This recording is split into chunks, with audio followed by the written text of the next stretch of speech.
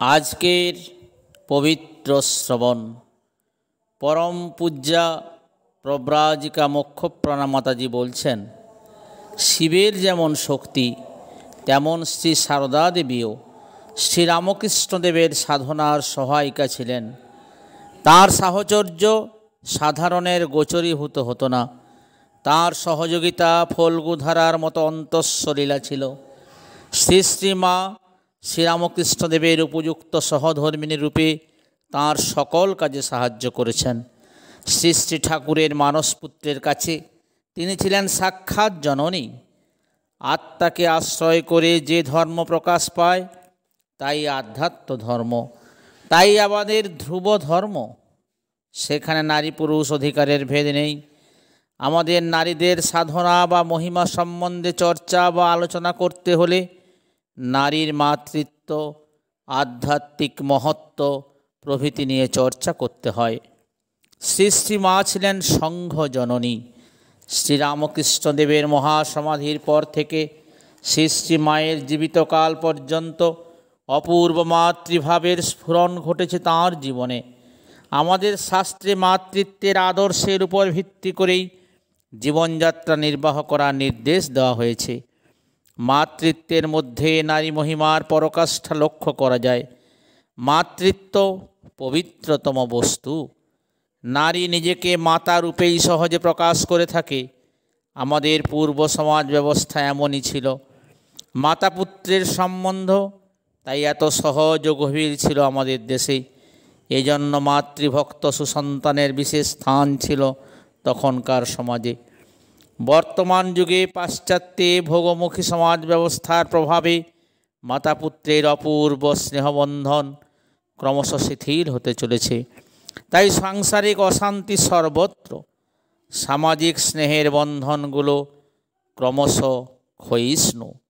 যে সকল নারীর শারীরিক, মানসিক ও নৈতিক যোগ্যতা আছে তাদের সমাজের প্রতি কর্তব্য অবশ্য পালন করতে হবে। মাতৃত্বের দায়িত্ব তাঁরা এড়াতে পারেন না। শ্রী সারদা দেবীর ক্ষেত্রে আমরা এই আদর্শই দেখতে পাই। তিনি নিঃস্বার্থ গভীর ভালোবাসায় বিশ্বব্যাপী সন্তানদের আকৃষ্ট করেছেন। যে যেমন আদর্শ বা পথ অবলম্বনের উপযোগী তাকে তেমনভাবে চালিত করেছেন।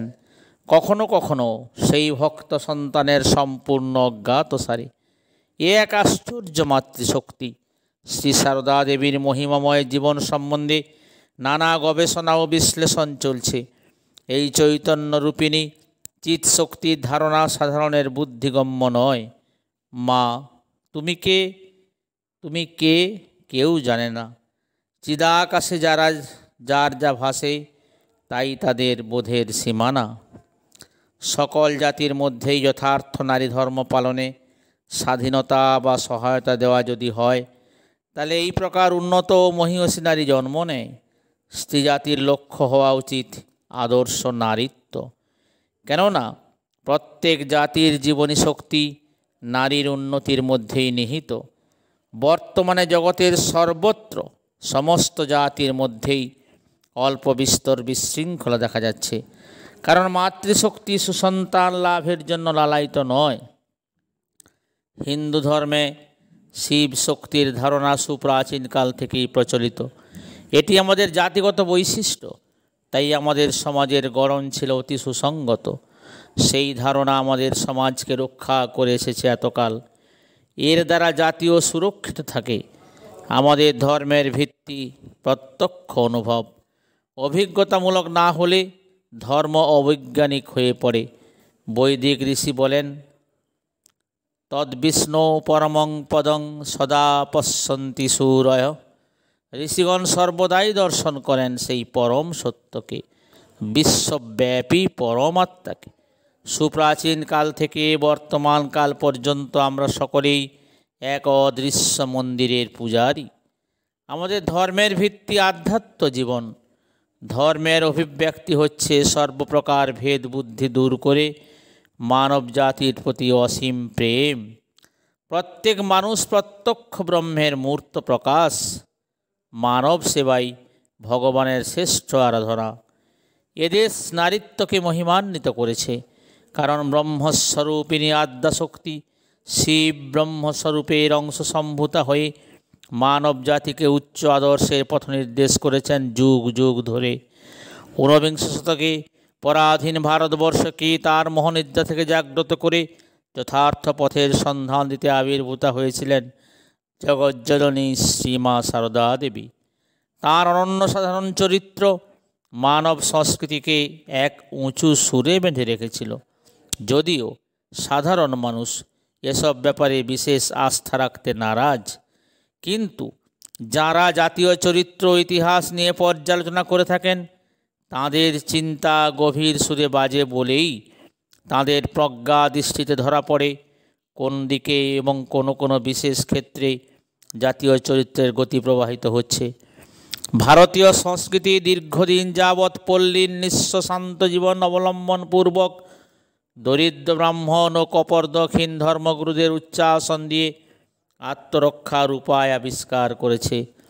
শ্রীমা সারদা দেবীর পিতা শ্রীরামচন্দ্র মুখোপাধ্যায় একদিন স্বপ্নে দেখেন একটি সুন্দরী বালিকা তাঁর পিঠে পড়ে কোমল বাহুপাশে তাঁর কণ্ঠ জড়িয়ে সুমধুর কণ্ঠে বলছে, এই আমি তোমার ঘরে এলুম। রামচন্দ্র জিজ্ঞাসা করলেন, কে গো তুমি? সহসা নিদ্রাভঙ্গে স্বপ্ন বিবরণ চিন্তা করে তাঁর ধারণা হয় স্বয়ং লক্ষ্মী দেবী কৃপা করে দর্শন দিয়েছেন। শ্রীশ্রীমায়ের মুখের কথা, তাঁর পিতামাতা উভয়েই সদাচার নিষ্ঠা, লোককল্যাণ সাধন ইত্যাদি সদ্গুণের জন্য গ্রামবাসীদের অত্যন্ত শ্রদ্ধাভাজন ছিলেন। তাঁদের সরলতা, পবিত্রতা ও দৃঢ়চিত্ততার জন্য প্রতিবেশীরা সকলেই তাদের ভালোবাসতেন। শ্রীমায়ের মাতা শ্যামা সুন্দরী দেবী ও কন্যার দিব্য আবির্ভাবের বর্ণনা দিয়েছেন। দেবালয়ের কাছে এক গাছতলায় তিনি শৌচে যান। বসে থাকাকালীন দেখেন একটি সুন্দরী 5-6 বছরের বালিকা বেলগাছ থেকে নেমে এসে তাঁর পিঠের উপর পড়ে বলছে, এই আমি তোমার ঘরে এলুম। এরপর তিনি কিছুক্ষণের জন্য সংজ্ঞা হারান। পিতামাতা উভয়েই তাঁদের পরিবারে যে দেবী কৃপা করে আবির্ভূতা হবেন তা বুঝতে পেরেছিলেন, তাই তাঁরা অত্যন্ত পবিত্রভাবে জীবনযাপন করে দেবীর আবির্ভাবের অপেক্ষায় কাল কাটাতে থাকেন। শ্রী মায়ের বাল্য শৈশব সকলের অলক্ষিতে এক অলৌকিক শক্তির দ্বারা পরিবেষ্টিত ছিল। তাঁর নিজ বাল্যকালের কথা বলতে গিয়ে স্বয়ং বলেছেন, তাঁরই মতো এক মেয়ে সর্বদা তাঁর সঙ্গে থেকে তাকে সব কাজে সাহায্য করত, আমোদ আহ্লাদ করত। অন্য লোক এলে তাকে আর দেখা যেত না। শ্রী মা দরিদ্রের কুটিরে স্বেচ্ছায় জন্মগ্রহণ করেছেন, তাই দরিদ্রতম সংসারে দরিদ্র সন্তানের যথা কর্তব্য করতে কোনো ত্রুটি করেননি। আমরা আধুনিককালের মানুষরা দৈবলীলায় তেমন বিশ্বাসী নই, কিন্তু শ্রী মায়ের দেব শরীর রক্ষণার্থ দৈব পরিবেশ সৃষ্ট হতো, একথা শ্রী সারদা দেবীর সম্মুখেই প্রকাশিত। শ্রী মায়ের 11 বৎসর বয়সে ভীষণ দুর্ভিক্ষ লাগলো। অজ্ঞ দুর্ভিক্ষ পীড়িত গ্রামবাসীদের জন্য নিজ মরাইয়ের সংগৃহীত চাল দিয়ে কলাইয়ের ডাল মিশিয়ে হাঁড়ি হাঁড়ি খিচুড়ি রান্না করে মায়ের বাবা সকলকে খাওয়াতে লাগলেন। ছোট্ট মেয়ে সারদা মানুষের খিদের জ্বালা নিজ অন্তরে অনুভব করে দুহাতে পাখা নিয়ে গরম খিচুড়িকে ঠান্ডা করতেন। মায়ের সন্তান বাৎসল্য তাঁর মধ্যে তখনই জাগরুক। তাঁর শ্রীমুখ নিশ্চিত বর্ণনায় দুর্ভিক্ষের মর্মন্ত চিত্রখানি আমাদের হৃদয় মথিত করে। শ্রী মায়ের অনন্য সাধারণ চরিত্রের মাধুর্য তাঁর বাল্যলীলায় পিতামাতা ও পরিজনদের বারবার অভিভূত করেছে। শ্যামা সুন্দরী দেবী কথা প্রসঙ্গে বলেছেন, সারদা, তোর মতন মেয়ে আমার যেন হয় মা। আবার বলেছেন, মা গো, তুই যে আমার কে মা, আমি কি তোকে চিনতে পারছি মা? কন্যা বাহ্যিক বিরক্তি সহকারে বলেছিলেন, কে আবার? আমার কি 4টে হাত হয়েছে? তাহলে তোমার কাছে আসবো কেন? শ্যামা সুন্দরী স্নেহময়ী কন্যার শান্তিপ্রদ অতীত স্মরণপূর্বক বলেছিলেন, তোকেই যেন আবার আমি পাই মা। ভ্রাতাদের ও দিদির দেবীত্বের উপর ছিল বিশ্বাস। শ্যামা সুন্দরীর উক্তিকে সমর্থন করে তাঁরাও বলেছেন, দিদি আমাদের সাক্ষাৎ লক্ষ্মী। আমাদের বাঁচিয়ে রাখবার জন্য দিদি কী না করেছেন। ধান ভানা, পৈতা কাটা, গরুর জাবনা দেওয়া, রান্নাবান্না বলতে গেলে সংসারের বেশি কাজই তো দিদি করেছেন। ঈশ্বরের অবতীর্ণ হওয়ার যেমন ধারা আছে, তেমনি আমাদের স্থূল জগতে তাঁর বিভিন্ন প্রকাশ লক্ষ্য করা যায় যদি আমরা এই সব ভাগবতীর ভাবধারা সম্বন্ধে চিন্তা করি। বর্তমানকালে এদেশীয় নারী সমাজকে পাশ্চাত্য ভাবধারায় কিছুটা অভিসিঞ্চিত করার প্রয়োজন বোধেই স্বামী বিবেকানন্দ বিদেশিনী শিষ্যাদের সাগ্রহে আহ্বান জানান। আবার পাশ্চাত্যের নারী সমাজও যদি প্রাচ্য ভাবধারার অংশবিশেষ গ্রহণ করেন তাহলে তাঁরাও নারী জাতির বৈশিষ্ট্য সম্বন্ধে সচেতন হতে পারবেন। ভারতীয় নারীর আদর্শ সতীত্ব ও মাতৃত্ব, কারণ এদেশে এই সকল পবিত্র গুণের মাধ্যমেই পরমার্থ লাভ সম্ভব বলে এই শাশ্বত ভারতীয় রীতিগুলির প্রচলন হয়ে এসেছে। যে আদর্শ আমাদের দেশ ও জাতিকে চিরকাল অস্থিমজ্জায় জাগিয়ে রেখেছে, বর্তমানে তার মধ্যে কিছু অন্যভাবের মিশ্রণ হলেও আপন সত্তায় আজও সে স্থির আছে। এই ক্ষেত্রে মানবী সত্তা নয়, দৈবী আধ্যাত্মিক সত্তার পুনর্জাগরণের প্রয়োজন। কাল এবং যুগোপযোগী ধর্মকর্ম প্রভৃতি যুগপুরুষের দ্বারা নির্দিষ্ট হয়। ভারত নামক এই বিশেষ দেশেও মানব ধর্ম ও বিশ্বধর্মকে রক্ষা ও সংরক্ষণ করার দায়িত্ব বিশ্বস্রষ্টারই নির্দেশ অনুযায়ী ঘটেছে। সেই জন্যই তো তাঁর শুভ আগমন এই ধুলার ধরণীতে। শত দুঃখ কষ্ট ঝঞ্ঝা পীড়িত এই মাটির জগতে মানুষের প্রেমে উদ্বেল সেই প্রেমিক ভগবান বারে বারে সশক্তিক অবতরণ করেন। মানুষকে ভালোবাসেন, মানুষকে জাগান, ভালোবাসার মন্ত্র শেখান, তাকে নিজের কাছে রাখবেন বলে।